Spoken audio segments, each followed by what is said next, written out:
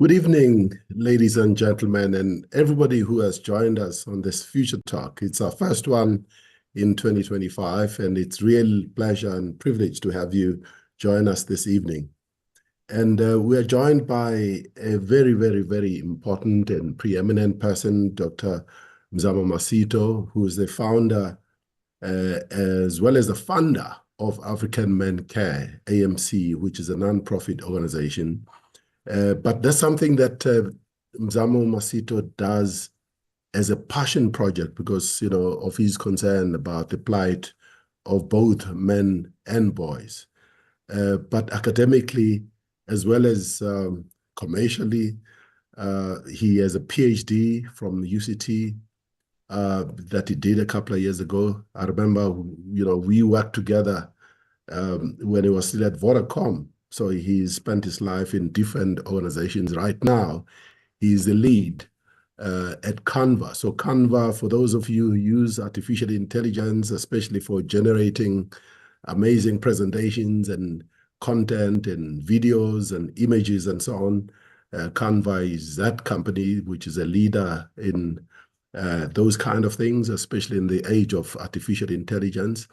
Before that, Dr. Mzamo Masito was the Chief Marketing Officer at Google Africa, a position that he held for a number of years, about 8 years. So we're going to have a very important discussion because I'm sure, like everybody who's attended various discussions and topics on the plight of boys and men, or even the plight of girls, for that matter, would be concerned about what is going on in our country, but also concerned about what is going on in the world generally, because even though some of the issues and problems and challenges that we have in our country when it comes to lost boys or why boys are underperforming in many, many different areas of our lives, including the fact that we have the worst gender-based violence in our country. You can trace that to a whole lot of complicated and complex issues. Societal issues, social issues, emotional issues, financial issues that all make a contribution. And there are also historical issues that make a contribution to this challenge. So we'll be navigating the issue of why we have this challenge with boys. I'm sure most of us would attend award functions, for instance, at schools, where typically girls collect all the academic awards, and maybe you may have a few boys, and maybe boys are going to be seen more in areas such as sports when it comes to prizes. And the same, continues at post-school, at universities, as an example. If you attend a lot of graduation ceremonies, there are faculties where you're going to see up to something like 80% girls graduating, doing postgraduate degrees, right up to PhDs. And you wonder, where are the boys? And you even see it even in restaurants. You go to restaurants, as women have, moved up economically, as well as being more financially independent. It's quite common, especially in certain parts of our country, that you're going to see girls taking themselves out, enjoying life. They have their own homes and their own cars. And you often wonder, where are the boys? Where are the guys? What are they up to? And that's quite an issue because, to the extent that we continue to face this challenge, contributes to all the social ills that we face as a country. And when I come back to just, where we are in our country, I mean, we see it in our schools, at Future Nation schools. Typically, girls are going to perform much better. And recently, there's a report which was published by Data Corner, which talks about fathers. And it's quite interesting. Even the Stats SA issued statistics about absent fathers. And the numbers are really worrying because almost 2/3 of children grow up in families where fathers are not just absent physically. Sometimes fathers are absent emotionally in the lives of their children. And we know, how important that is for all children, boys and girls. But boys tend to be affected a lot more negatively by absent fathers who may be absent emotionally, absent physically, and so on. So these are all the issues and challenges that are on the table for discussion at this Future Talk webinar. So without further ado, I'm going to hand over to Dr. Masito Mzamo to just, navigate some of these topics and some of the themes around which we can discuss this issue of what the issues are, but more importantly, what can be done, what kind of solutions or recommendations can be used by us as people who are attending this webinar, by us as parents, by us as society and members of communities. So without further ado, I'm going to hand over to you, Dr. Mzamo Masito, to take us through. Thank you very much. Over to you. Thank you very much. Good day, everyone. Thank you very much for this invite and also for this important topic. I have a disclaimer that I want to put up front, because every now and then when this topic comes up, there tends to be a suggestion that when we talk about the plight of boys and men, in particular, my focus is Black boys and men, is that it tends to suggest that we are not acknowledging that we still have gender-based violence. We still have issues on income inequality, gender income inequality. We still have gender discrimination at the workplace. And we, even within the teaching fraternity, the majority of principals are males, or leadership are males, not females, in an industry or profession that is predominantly women, but the leadership tends to be predominantly men. So the disclaimer is this: when we talk about the crisis of Black boys and men, it doesn't necessarily suggest that women are not suffering. I think it's not an either or, and it's not a zero-sum game. It's an end-end. Imagine a society where we can hold two truths together and juggle them well, and accept the fact that when we talk about women emancipation, we should also not neglect Black boys and men emancipation. So that's the first disclaimer, is that none of these topics suggest that girls or women are not suffering. The second disclaimer that I have, it's more an idea and an idealism I hold, is that there are very few bad men and boys in the world or in South Africa. There are very few who are sadists, psychopaths, sociopaths, murderers, rapists, all of those dark triads and just shadows. There are very few. I think what we have in our society, including where I grew up, is that we have boys and men who are under the influence of bad ideas, who are under the influence of bad role models. That is what we have, who then end up doing bad things. But they didn't start doing bad things. But they might have started broken, though. The reason I would say most of particularly Black boys, which I have experience of, me having also grown up as a Black boy and as a Black man as well, is that the brokenness starts early. The very first one is the one that Babu Sizwe talked about, which is absent fathers. 6 out of 10 Black boys, in particular, have no father at home. They are raised by single mothers. And someone like me, for example, to make this more humane and personal, is that my father abandoned me when I was less than a year old. He just disappeared, and I've never met him. And I do remember growing up thinking that if my dad was around, maybe I'll have the skateboard, maybe I'll have the bicycle, maybe I'll have a birthday cake, maybe. And you start as a boy dreaming of things that when you are living in poverty and squalor, that maybe if your father was around, this and this will not happen.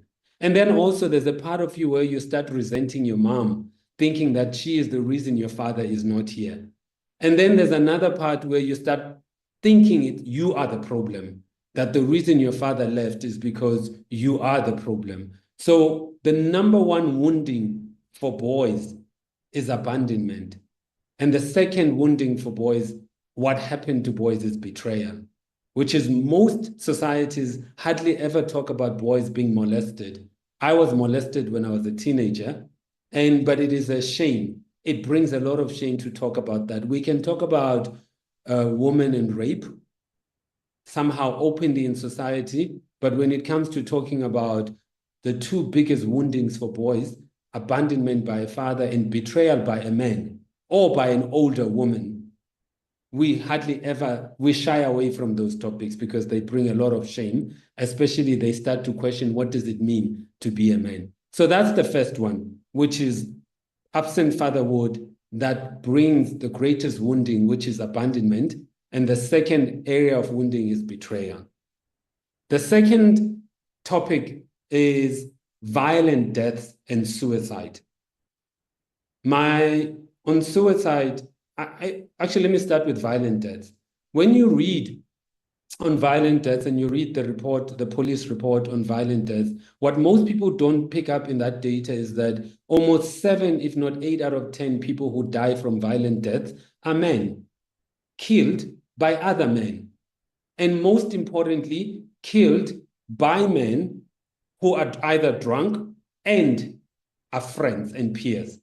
Most men are actually murdered and violently killed by other men. So what that then means is the parts that are toxic in masculinity or patriarchy or misogyny are not just toxic to women. They are also toxic to men. They also murder men. They also murder young boys. So that is the violent death. The sad part within our media, though, is that a dead man is not news. A dead man killed by another man is not news. It's not clickbait. But a man who kills a woman, that's news in our society that we live in now. That is also a sad state of affairs. Then when it comes to suicide, my older brother committed suicide. What most people don't realize is that men complete suicide at 4 to 5 times rate than women. Women think, plan, attempt suicide at a higher rate than men. But men complete suicide at a higher rate, 4 or 5 times rate than women. For example, my older brother was unluckily arrested for manslaughter and involuntary manslaughter. And he spent over a decade in jail. And he came back and he was never the same. He had changed. Something in him had changed. Sadness had overwhelmed him. He was an alcoholic. He was a functional drug addict. And I remember one day when I went to see him in the villages in the Eastern Cape, and he told me that he's going to sort himself out. He had clean shaven. He was running. He had stopped drinking. He had stopped smoking. And I spent the whole week with him, and I was so happy. And I promised him that I'm going to give him money to start a goat business. Within a week, when I had left, he hanged himself. He not only hanged himself, he hanged my nephew, his son, 8 years old. So my brother didn't just complete suicide for himself, but he also hanged his son. And he left me a 2-page suicide note. And I've read it so many times, trying to understand, why didn't I see it? Why didn't I pick up that he was suicidal? He was severely depressed. He was really, his feelings had become moods. And why didn't I do something early? Maybe I should have given him the money much earlier than I thought. And one of the things I did is I went to read literature on suicide notes by men. And there are 2 keywords that come out on literature about suicide notes written by men. The 2 keywords is men who complete suicide feel useless and worthless. The 2 keywords that come out without fail is useless and worthless. And amazingly, these 2 keywords are also used a lot by women to young boys when they are unhappy about their fathers. They would say to the young boy, your father is useless. Your father yinja. Your father is a dog. Your father is worthless. What the mother doesn't realize is that when you say that, you are not just wounding the adult, but you are wounding the boy as well, because the boy doesn't have enough yet cognitive capacity to distinguish between them not being useless and their father being useless. All they are hearing is, if my father is useless and worthless, I am also useless and worthless. So this is the danger with violent death and suicide. The third area is education. Boys are significantly falling behind. The data I've looked at since 2014, boys have been year on year underperforming at school, whether it be primary school, high school, and post grade 12. Boys are underperforming on maths and science. Boys are underperforming on reading for meaning. If you think about the fact that the Reading Panel 2030 report showed that 80% of kids in grade 3 can't read for meaning, majority of those kids are boys. Maths, majority of those kids underperforming are boys. Reading, science are boys. If you look at absenteeism at school, majority of the kids that are absent are boys. If you look at late at school, majority of late pupils or teenagers at school are boys.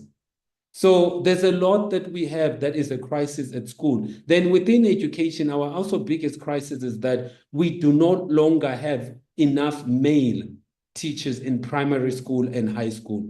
Almost 70% of teachers are females. We do not have sufficient males in any of the jobs we will call HEAL jobs, HEAL, health, education in particular. We have understaffed on males. And it is not an area that anyone seems to be focusing on. That as a male, there was a time when I went to primary school and I had a male teacher. And now, predominantly 7 out of 10 teachers at school are females. But the majority, or if not 6 out of 10 of the principals are men. And that needs to change. There's an issue that teaching is a female profession, but becoming a principal seems to be a male, or HOD seems to be a male-only preserved profession. That also needs to change. So that's education. So we have significant crisis in education that boys, there's another data I looked at on boys and education, only boys think that education is useless. Girls hardly ever think that education is useless. And also what we forget as well with boys in education, their brain, especially their prefrontal cortex, underdeveloped slower than girls. So the way the education system is structured, which is sit in a desk, organized like a factory, is more suited for girls. Far more, because they are a lot more structured, a lot more organized, a lot more disciplined, and boys are not. The majority of the boys do not have enough cognitive development to do well at primary and high school, partly because of the way the education system is structured and that their brains are not yet fully developed. Most brains for boys develop all the way up to age 25. That's why when parents always ask, like, what were you thinking? And then the boy just look at you blank, that I don't know, maybe I was not thinking anything. Partly because it's just neurology. It has nothing to do with anything else other than just biology. The last thing I'll talk about is incarceration rate. If you go to all prisons, the majority of boys that are in prison, by the way, are Black and colored. By far. The numbers on Indian and white or Asian and white are very low. The kids who are suffering the most with incarceration are Black and colored boys. And it starts early, from teenagehood all the way up to age 26, 27. So you lose a lot of your prime years as a boy, colored or Black. The same, by the way, with absent fathers. If you cut that data by race, the kids who are mostly affected by absent fathers are Black boys, followed by colored boys. Indian boys, Asian boys, and white boys, the percentage of them growing up with absent fathers is very small.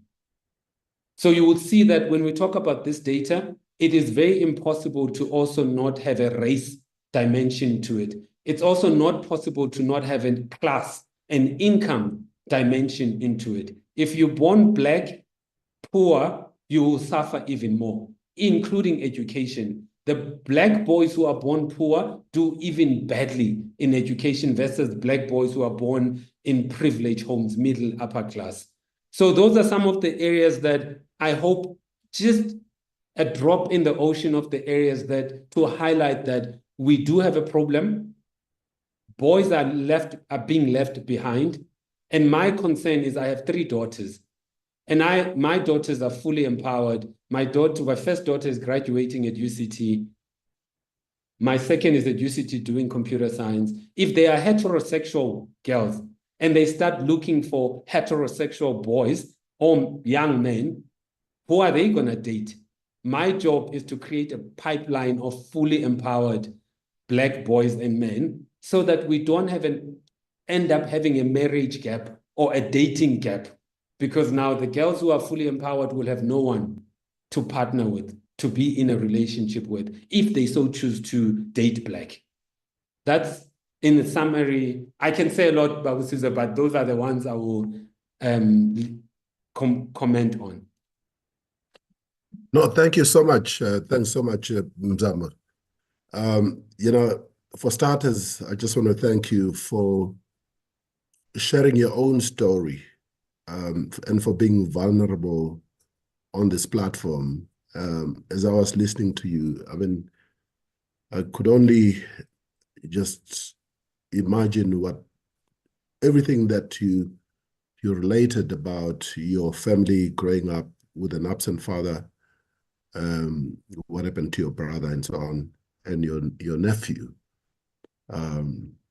Just, you know, absolutely touching, which I guess, you know, is why you're making this contribution to address these sometimes, you know, topics that are not discussed, you know, in families, at homes, in society generally, and so on. But also, just, you know, the insights and dimensions that you just shared with us, especially when it comes to this feeling of worthlessness and having no value, and how sometimes we can inadvertently make a contribution, whether because sometimes we as fathers, you know, can say that to our sons. If your son is busy playing games, video games until 2 a.m. in the morning, and your daughters are asleep after having done their homework, us men, you know, do say those things to our son, that, you know, you're useless. And you know, it contributes to this feeling of worthlessness and having no value. So, you know, just amazing insights that you've shared with us. Just a couple of questions, you know, to kick us off. So you talked about the socio-economic impact and this sense of having no value. What do you think men are thinking or responding as women get more empowered? I mean, you sort of made reference to it in relation to your daughters. Traditionally, and we still have a lot of these societal or traditional norms that men are providers. And when women are able to provide for themselves and for their families, sometimes this feeling of having no value or having no role, just understanding your role, becomes really, really difficult. You know, and you made a point. I was talking to our boys at Future Nation schools, especially the senior boys, about just what they think about school. And you made a point that, you know, they think school is useless. And it was quite interesting that, I mean, that continues to be the case.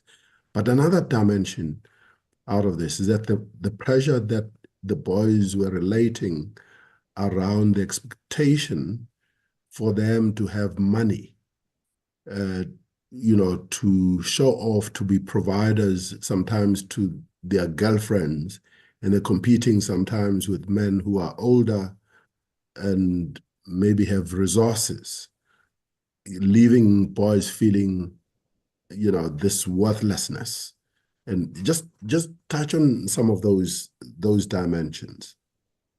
Thank you very much, Baba Sizwe. Amazingly, that what we sometimes as a society fail to acknowledge and accept is that there are certain things, expectations that are put on men that have not evolved. For example, all the data done globally, it's rare that women marry down.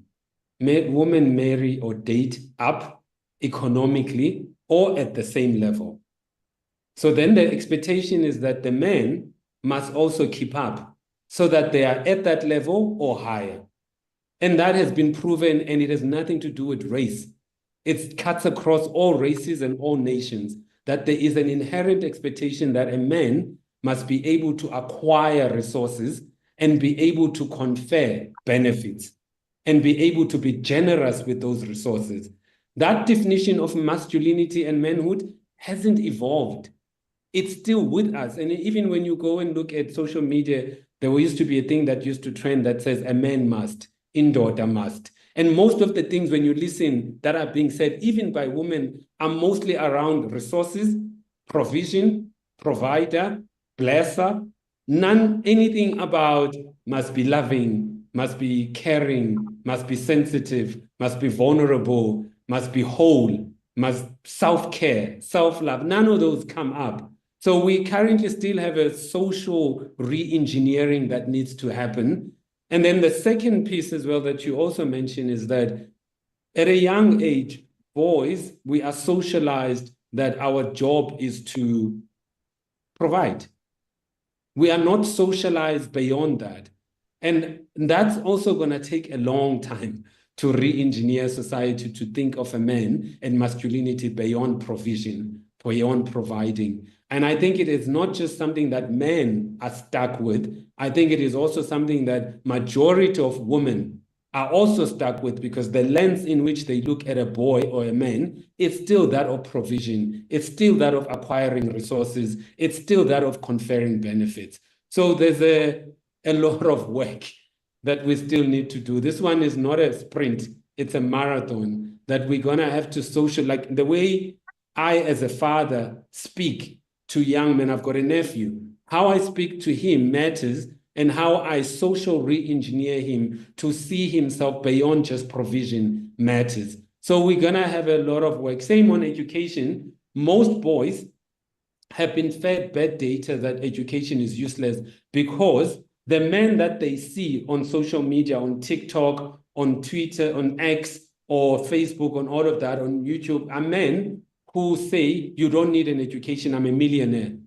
But there is no data that supports that the majority of men who don't have an education are successful. The data actually shows us that men who are uneducated and illiterate earn less.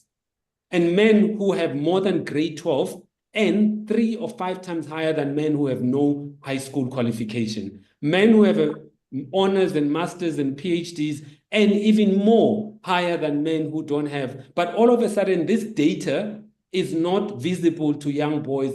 What they are being fed is the outliers of men who drop out of school and started businesses that became successful. For example, if you look at Silicon Valley, the majority of the owners of Silicon Valley, people tend to perceive them that they drop out at school. But actually, it's not true. The majority of the Silicon Valley minimum have a degree. And even half of them have a master's plus. And even the ones who drop out, for example, the founders of Google, they drop out while they were doing their PhD. But that story is not told. Mark Zuckerberg dropped out when he was at university. Doing so, the stories and the narration to boys is misleading. So there also needs to be an effort made to surface the truth, not the outlier stories of 0.002% of men who made it without education. Yeah, no, absolutely.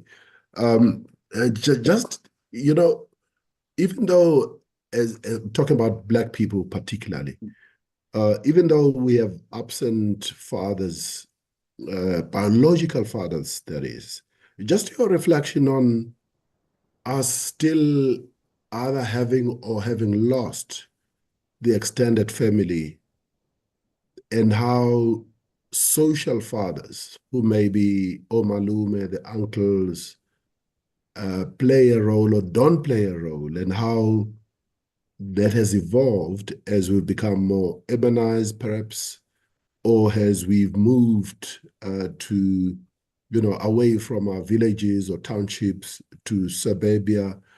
Do you have any reflections to make on that? Sadly, there was a time where it was true that it takes a village to raise a child. Unfortunately, I mean, my sister is a teacher, and every now and then she will tell me of mothers who come to the school to shout at the teachers or to shout at a parent who was correcting a child on the street and saying that this is my child, this is not your child, you can't tell me what to do with my child, or you can't parent my child. So we have an issue that we don't have a lot of social males anymore. We don't have social parents anymore who are able to step in the absence of a parent figure or male or female figure. We currently have somehow assimilated individualism culture that now has unintended negative consequences in how we raise kids. So most single mothers in the data that I'm reading are actually lonely. Most single mothers do not have enough support to raise particularly boys and girls. And there's not enough insufficient support, whether it be an uncle or a distant uncle or an uncle on the street. And also, what has also made this worse is that trust has declined because of gender-based violence, because of rape, because of molestation. So parents are even more overprotected over their kids because you cannot now trust your child to a neighbor next door because you're worried that they might not be safe. So there are also valid reasons for a decline of social parents or social fathers and social uncles as well. So we do have a crisis in that we have adopted Western individualistic tendencies of not wanting anyone to tell us what to tell us or parent our kids. We also have issues around gender-based violence and rape and not feeling that our kids are safe, and therefore we cannot hand them over to strangers. Now we call them strangers, people who are on the streets as well, or our neighbors on the street. So we do have a crisis and a shortage of social parents. Yeah. Okay, the couple of questions that are coming thick and fast through the chat forum. And if we could just encourage people to use the chat functions to ask questions. So, first one says, thank you so much, Dr. Mzamo, for sharing your story. What can we do differently as mothers raising boys in this generation? Thank you very much. I love that question. I love it a lot. There are a few things I would say. The first one is, when it's Father's Day, can mothers stop saying Happy Father's Day to me? It doesn't help with anything. Because the boy, there's certain things that a mother cannot do, no matter how hard you try. That a boy will always have a void, will always have a father male void and vacuum. I think we need to stop promoting absent fatherhood by saying Happy Father's Day to me. It just doesn't add, it adds salt to the wound. The second thing is mothers need to stop talking badly to boys about their fathers. And it's understandable most of the time that men are wrong, we've done wrong, we've been abusive, we've been womanizing, we've been alienating women. So there's a lot of anger, and mothers speak from pain and anger, which is real. And we should not make that not real, which is real. But however, when you speak badly about the father to a young boy and a young girl, it is really toxic. It is really damaging to the boy. The boy is not hearing that my father is an asshole, my father is a dog, my father is useless and worthless. All they are doing, they're internalizing all those words and attaching them to themselves. That's the second thing. The third thing that mothers are raising boys could boys could benefit from is parental alienation. When mothers are angry at fathers, they alienate their kids from the father. Even if the father earns no money, kids don't want only money to spend time with their father. Quality time is beyond money. And parents, especially mothers, need to stop using the child as a tool to alienate the father or to hurt the father where they think they are small. And we must both remember that when the mother and the father fights, when two elephants fight, the grass suffers. And the biggest sufferer from when parents are fighting is the child, is the young boy. I think mothers should always take a high ground and in a more emotionally mature way of saying, how do I act in the best interest of this child while acknowledging that this man is bad? The reason I've separated with him is not good for me. He is bad. Unfortunately, I made a bad decision to have a child with him. But now how do I make sure I act in the best interest of the child? And sometimes mothers don't act in the best interest of the child. And the last one, mothers must ask for support. They must go look for proximity role model, male role models that they could attach. Like my nephew, my sister is a single mother. My nephew's father is absent and irresponsible. My sister asked me to attach myself to my nephew. I am my nephew's proxy father. I am my nephew's social father in this instance. Beyond that, I think mothers should also swallow the pride sometimes and just go and look for proxy male role models who you can attach the boy child to. That could help that boy when there are certain things you can't say to your mother, or you just don't know how to say it to your mother, but you would say it to a male role model. Yeah, no, thank you for that. Just leading on to that question, there is a comment here. It has a question as well. That says, can we try and create support structures for boys to be able to talk and voice over their challenges and what they are fearing or facing in their daily lives? So the question is, how can we, you've mentioned, for instance, proxy social fathers, but are there other structures? And particularly, we are a school.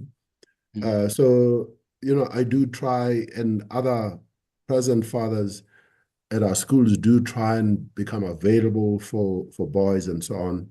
It's not always easy because everybody's busy, but are there ways, or are there even examples of structures that exist, or case studies that we can learn from to create these structures for proxy or social fathers? What saved me? My stepfather. My mother got married when I was a teenager, and my stepfather stepped in and found out when I was living in Khayelitsha and Cape Flats that we were selling drugs. And he intervened and saved my life. I wouldn't be this Dr. Mzamo Masito now without my stepfather. And he then took me to Boy Scouts. And for me, Boy Scouts saved my life. And Boy Scouts kept me busy. Boy Scouts taught me things that I would not have learned if I didn't go in a structured institution.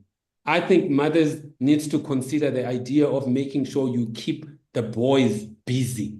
Join karate, join football club. And those clubs don't only just act as football clubs, they also act on role modeling. They also, some of those coaches extend beyond football and talk about life, karate, and talk about life and the meaning of karate in life.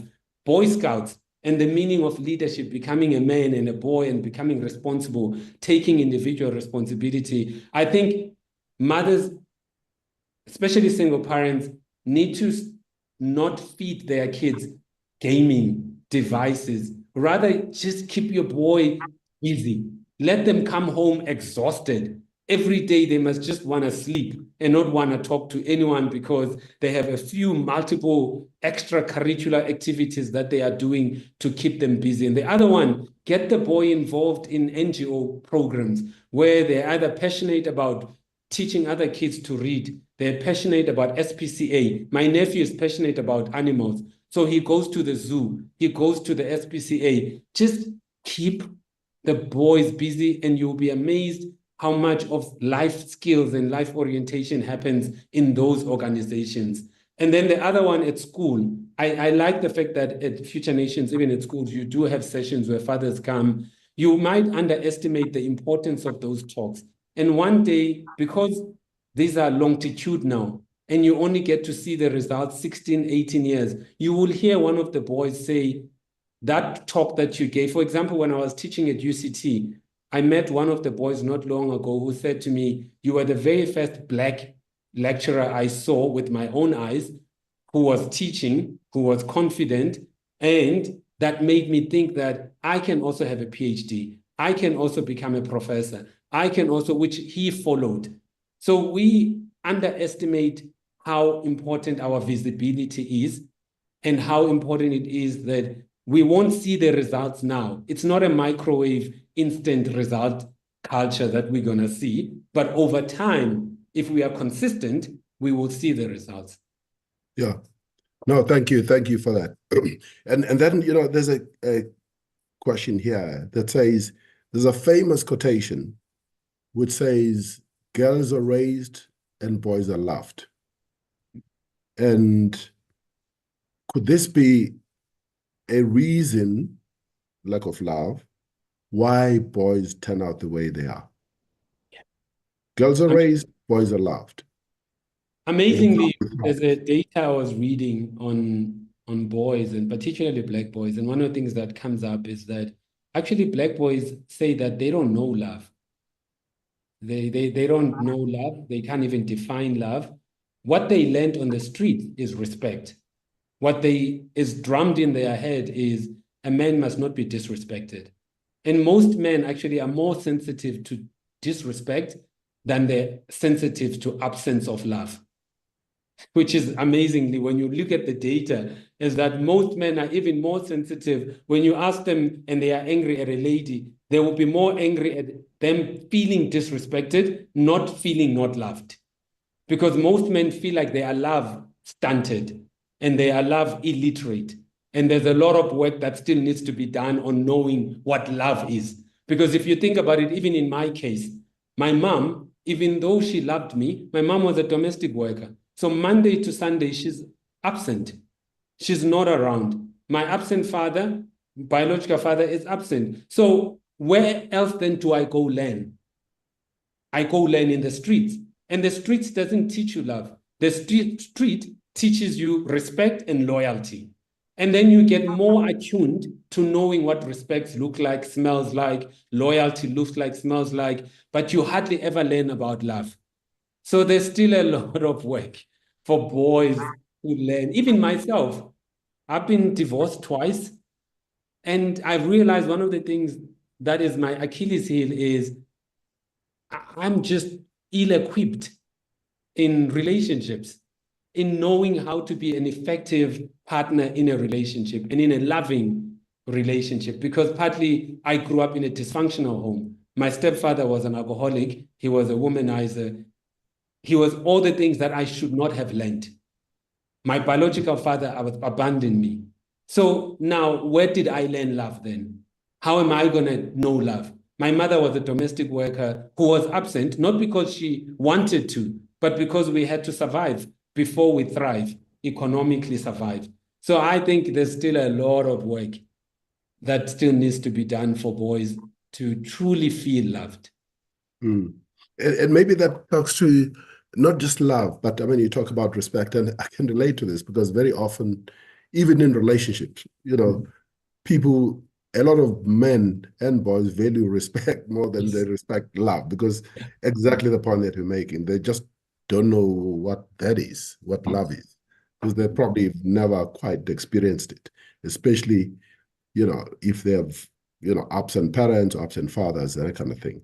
But how? And sorry, Yeah. like do you know that in child psychology, and you study linguistics, you will realize that girls, by the time they get to age 6 or 8, they have like an emotional vocabulary that is so rich, that is so well developed, that they could mention a feeling and name it, and they could label feelings. And boys are stunted. We don't have an emotional vocabulary. When you ask a boy, how are you? All you get is I'm okay, okay, or thumbs up. There's nothing. So if we are even stunted on emotional words, how are we ever going to be great at love? How can that be addressed? How do we build this vocabulary? Because you're quite right. I mean, it's very rare to, you hear it now with smaller boys saying, someone is hurting my feelings, or I'm feeling sad or happy. But generally, especially as they become teenagers, what you described is exactly what normally happens. No, I'm sharp, I'm fine. Yeah. Until you engage and, then if there's a trust relationship, boys can open up and tell you, no, I'm sad, or I'm battling with this, that, or the other. How can that emotional vocabulary be built? I think so far, I feel like when we're in primary school, our life orientation fails us. I feel like life orientation doesn't, I was watching a Japanese and Chinese content on primary school kids where they teach them values and they don't even give them exams, and they focus on values. They focus on keywords, important words to use. I don't think at grade R, at grade 00, we dial up feelings, we dial up emotive words. We even give parents an emotive chart, more vocabulary to use to help the kids name things, to help young boys name things, because it's harder to teach this. You bend a tree while it's still young. By the time most kids' development happens up till age 8. When they reach age 10, you are late to think that there's a lot you can impart in that child. So we have an early childhood development gap that we need to tackle. And part of this needs to happen at age 1 to age 7 or age 8. And that's where we are missing it. And that's where either what I'm finding is happening is either mothers are overcompensating for absence of fatherly love, and they overcompensate, and then we raise spoiled brats, and we end up with infant adults who at age 30 are not fully developed males. So that is also the consequence of a gap, that then someone tries to overcompensate, and then you have unintended consequences of just old infants who are just not growing up and they're still at home at age 35. Yeah. No, sure. Yeah, that's so I can relate to that in my own, my own family, actually. You're exactly the point that you're making.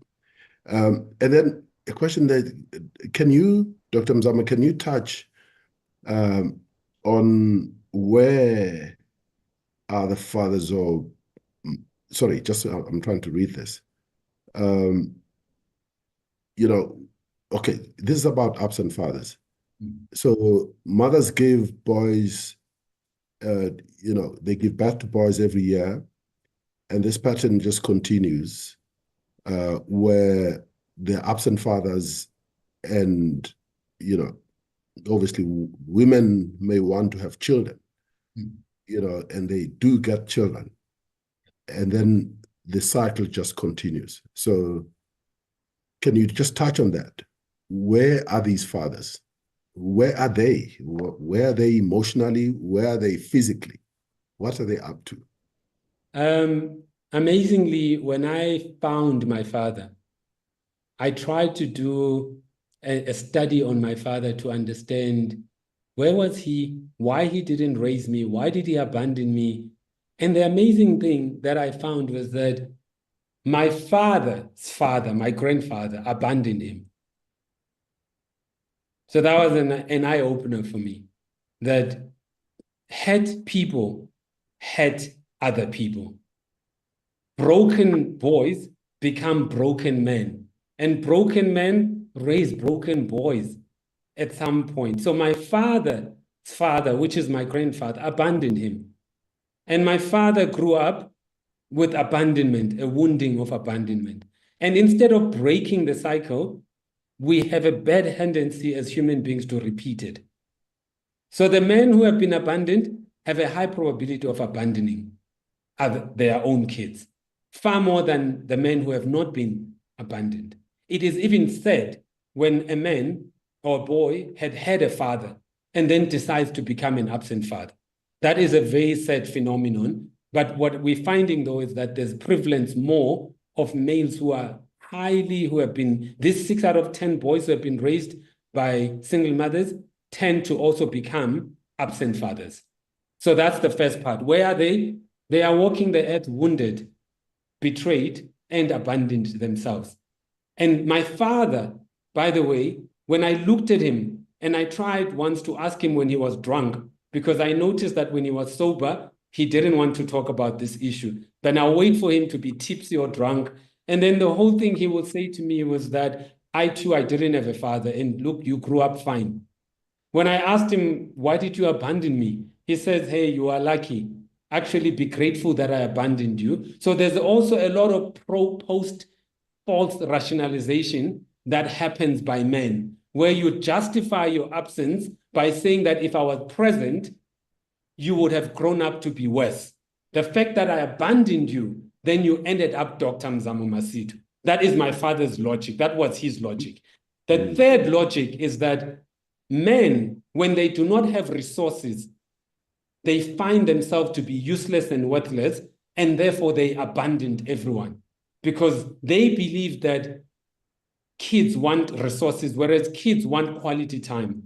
Kids don't remember that you didn't have 10 rand, you didn't have 20 rand, 100 rand. But some of the men that we've interviewed, they will then say, I'm absent because I only want to show up when I have a present. I want to show up when I have a grocery basket. And if I don't have that, then, and also I don't want to show up there because the mother is going to swear at me for not having money, for not paying maintenance, for not having all of those things. So rather, I don't go and I'm absent.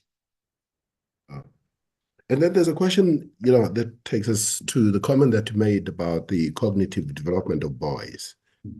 And just asking you to elaborate a bit on that.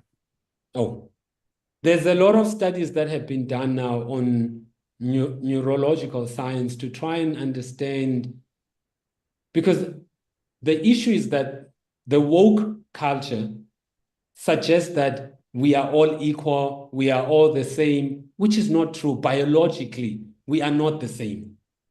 Men and women biologically are not the same. The only thing that was wrong in the past is that we did brain studies where we were trying to prove that women's brains are smaller, therefore they are not smarter, which actually is nonsense. And it was just prejudice and ignorance and stereotypes, particularly from men.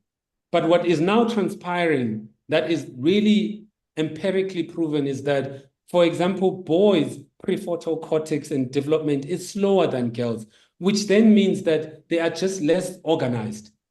They are just less structured. They lose time.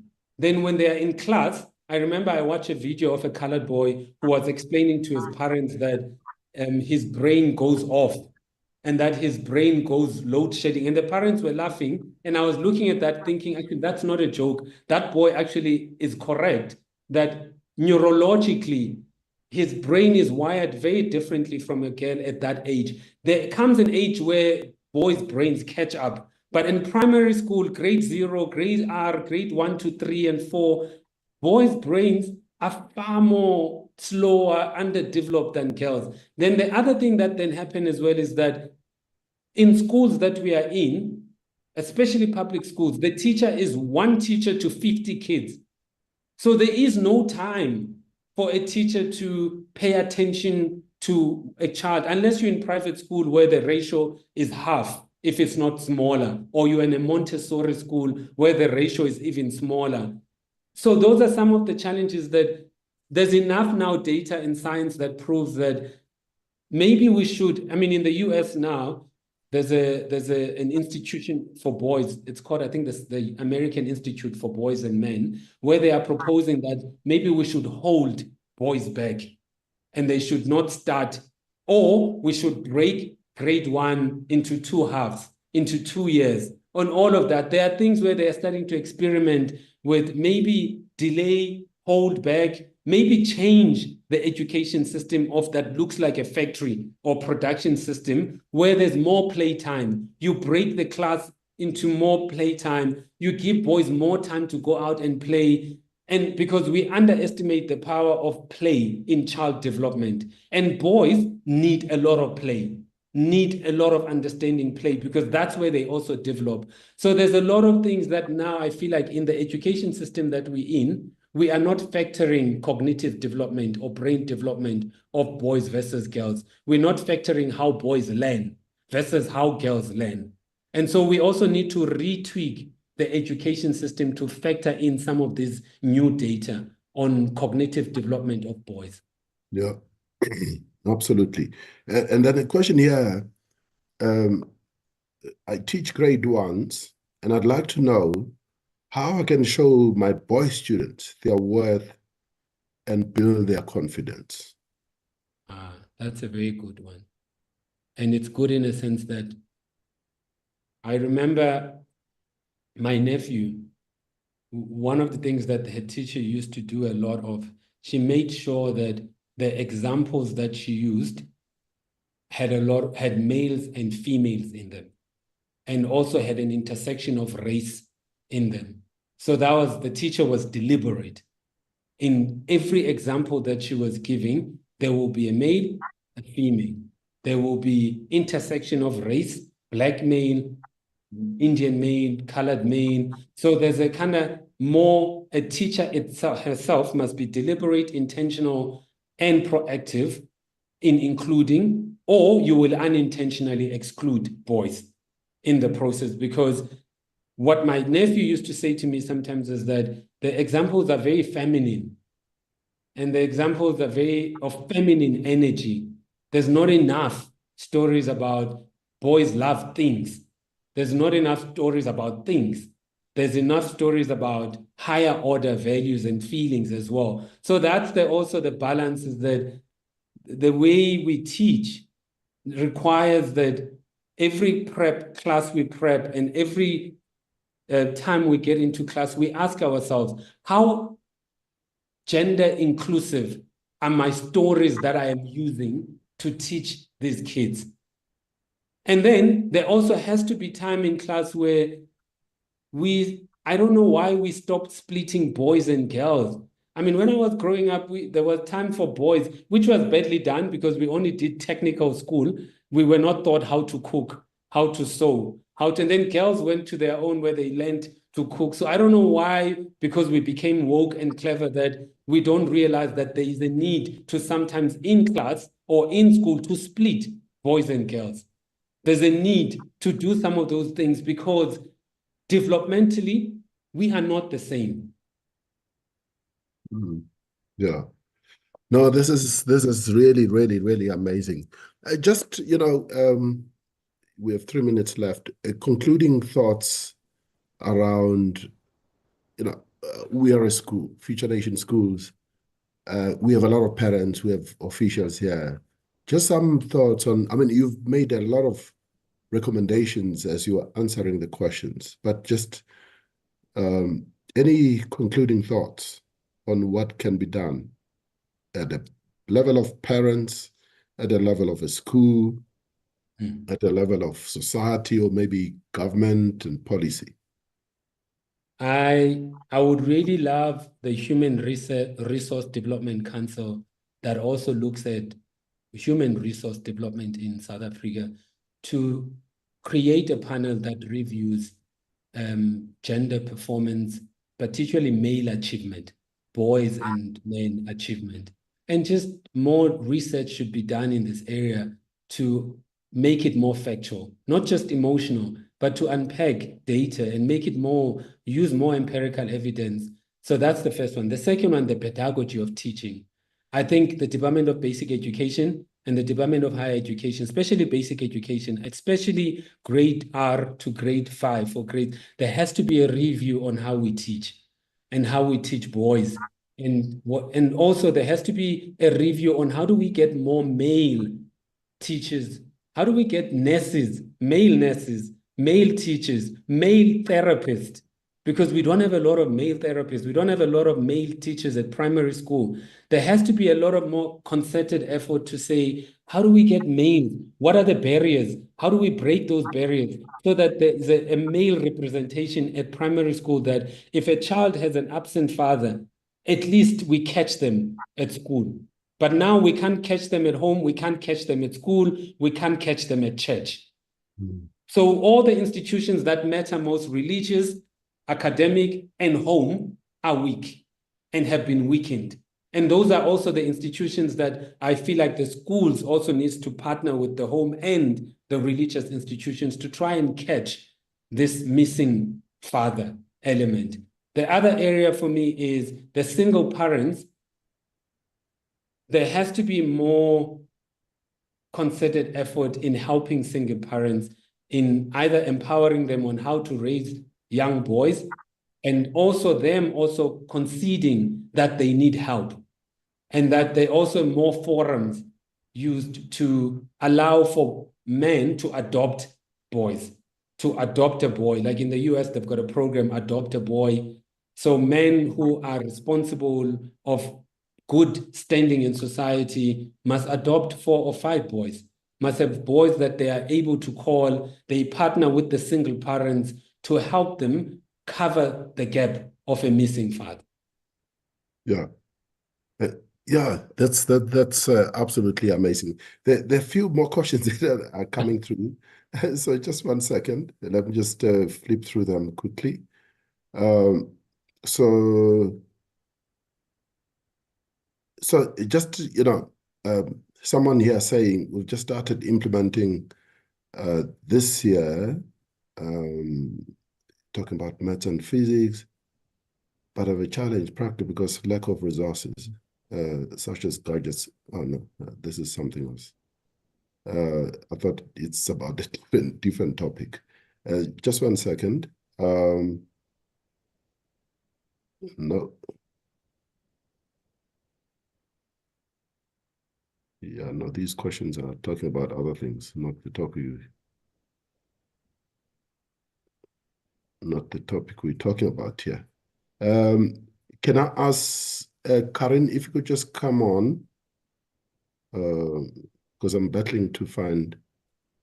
Yes, absolutely. Well, yeah, there's a question in the light of this cognitive difference that has been identified, especially as far as difference between boys and girls concerned.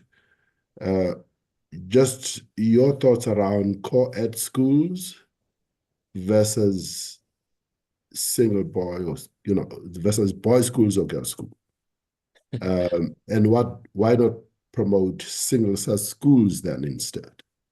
I am. This is a very good question because earlier on, I sent my kids in a co-ed at a primary school, but when they were in high school, I sent them in a girls' boarding school in DSG in Grahamstown. And when my second born moved from DSG, I sent her to St. Stadion girls. There are merits for both. I think these are two truths. I don't think it's either or. There are merits for both. There's enough data that shows that co-eds, there's enough data apparently that shows that single, like boys' schools, girls' schools are good for girls, are good for boys. But there's also enough data that shows that co-eds are also good for boys and girls, because the truth is, when you move to the real world, there is no boys' school or girls' school. There's co-ed. The world is co-ed. There is not such thing as girls' company, boys' company, or girls' canteen, boys' canteen in the real world post-high school. Varsities are co-eds. So I think there's merit for both. I am not either or. I'm actually sitting on the fence on this one. I don't have enough data to say to you that one is better than the other. The data I have suggests that there are merits for both. Yeah. Okay. And then, yeah, another question just come through. How can we as teachers in high school support boys in expressing their emotions, especially due to societal expectations or developmental challenges? What are some of the effective techniques that teachers can use? So far, the things that are being done a lot is group therapy. It's called talk therapy or group talk therapy. Schools, I think life orientation needs to be a lot more genuinely life orientation. And part of that should be just segmented on talking about patriarchy, talking about masculinity, talking about expectations that boys feel, talking about absent fathers, but also bringing men. Like, for example, if I'm in Kailicha or Kuguletu, I would go to the schools that I was I studied at in Khayelitsha, Gugulethu, or Cape Flats. Bring the men who look like the boys who grew up in the same informal settlements, because it's much easier for the boys to believe when it's someone who grew up in the same streets, same shack, same absent father as them, to also give their testimonies, to also open up to the boys as well. So and also I think teachers should also not expect it to be something that will change overnight. We can't redress 100 years of absent fatherhood in a year of schooling, but we can start. Yeah. You know, it makes me think of something that I observed during the period yemicimbi, especially in the Eastern Cape, but it also applies to other areas of our country where, you know, boys come of age through imicimbi, on circumcision rituals and that kind of thing. Yep.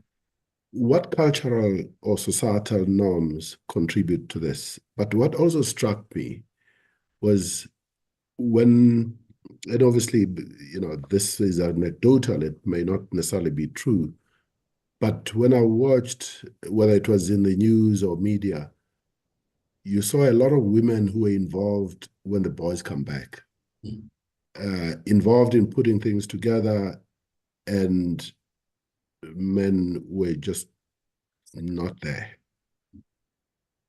So what are cultural and societal norms that need to evolve when it comes to the discussion that we're having here? I think the positives to them, because I think there may be positives to keeping some of these things.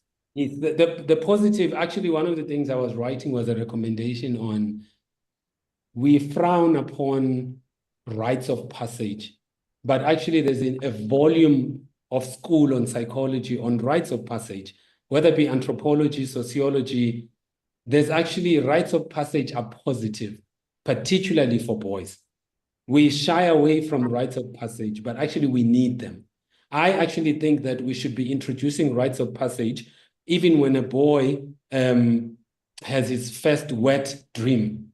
There should be a certain rites of passage about that on its own to help the boy understand what is a wet dream. There should be rites of passage for boys before they turn 18 to prepare them. When, like, if I'm Xhosa, I went to the mountain. But when I went to the mountain, what I find is that what we've done with our rituals and traditions as customs, we have reduced them and deduced them into, for example, circumcision.